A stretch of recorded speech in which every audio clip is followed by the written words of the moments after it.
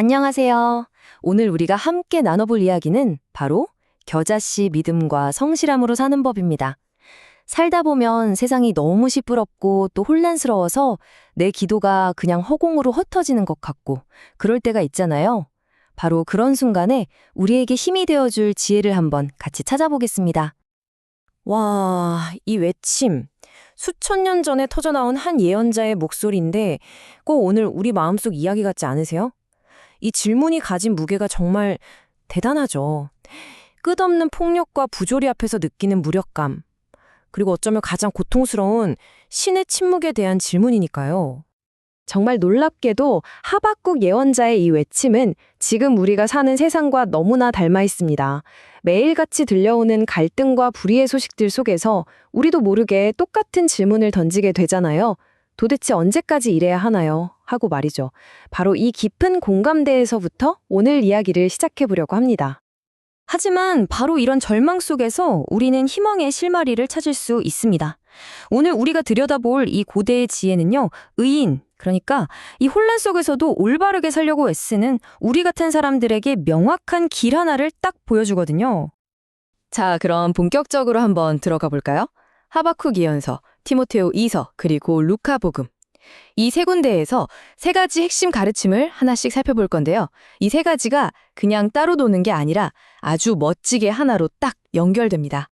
첫 번째 가르침은요, 아까 그 하박국 예언자의 절규에 대한 하느님의 응답에서 나와요. 세상의 불의를 보면서 어떻게 이럴 수가 있습니까? 하고 외치는 예언자에게 하느님께서 아주 중요한 원칙 하나를 알려주십니다. 그 응답의 핵심에 바로 에무나라는 히브리어 단어가 있습니다. 의인은 그의 에무나로 산다. 이 말씀은 그냥 정직하게 살라는 뜻을 훌쩍 뛰어넘어요.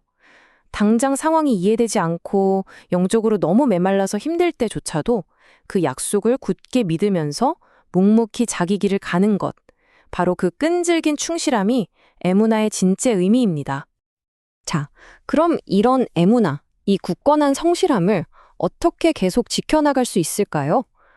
바로 여기서 바오로 사도의 가르침이 첫 번째 가르침과 연결됩니다. 믿음이라는 게 그냥 한번 받아서 고이 모셔두는 물건이 아니라는 거죠. 뭐랄까 계속해서 돌봐줘야 하는 살아있는 불꽃 같은 거거든요.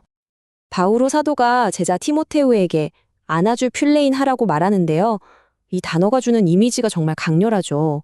꺼져가는 불씨에다가 후 하고 입김을 불어서 다시 활활 타오르게 만드는 바로 그 모습이에요.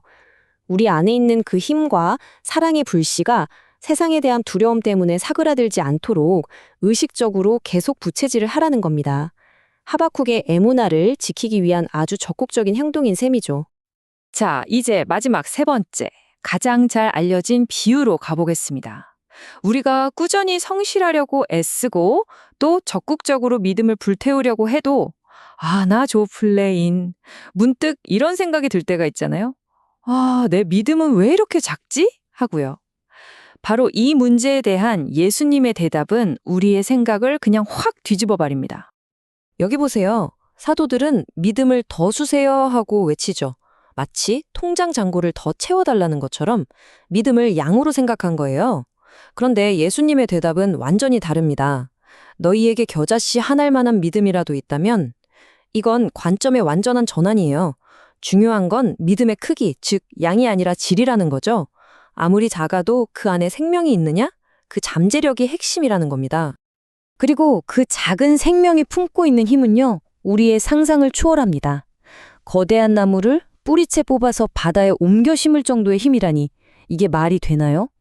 이건 우리 힘을 자랑하라는 게 아니에요.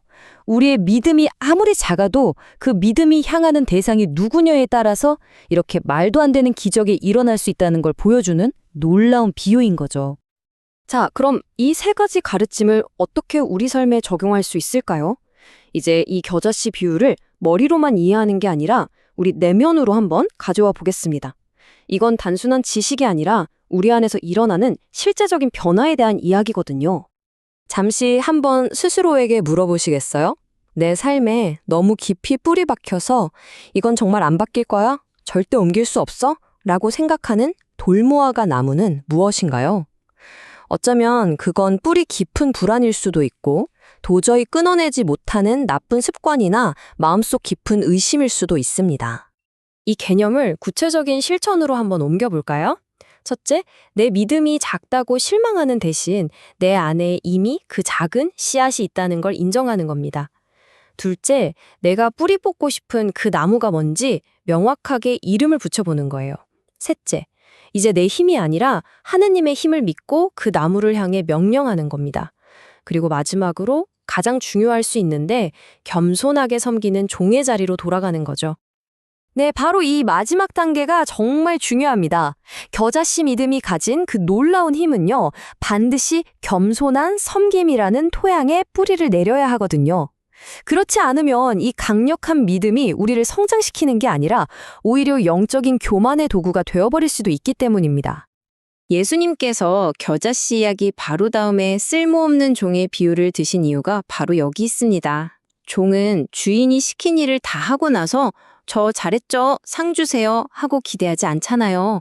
그냥 마땅히 해야 할 일을 했을 뿐이죠. 이 비유는 겨자씨 믿음이 자라나기에 가장 좋은 마음의 밭이 어떤 건지 보여줍니다. 내 공로를 내세우는 마음이 아니라 그저 사랑으로 마땅한 일을 하는 마음인 거죠. 이 고백이야말로 겨자씨 믿음을 가진 사람이 가져야 할 궁극적인 자세입니다. 이 겸손함이라는 단단한 땅 위에서 우리의 믿음은 비로소 진짜 열매를 맺을 수 있는 거예요. 결국 내 능력이 아니라 나를 통해서 일하시는 하느님의 능력을 온전히 인정하는 거니까요. 오늘 우리는 믿음에 대한 관점을 완전히 바꾸는 여정을 함께 했습니다.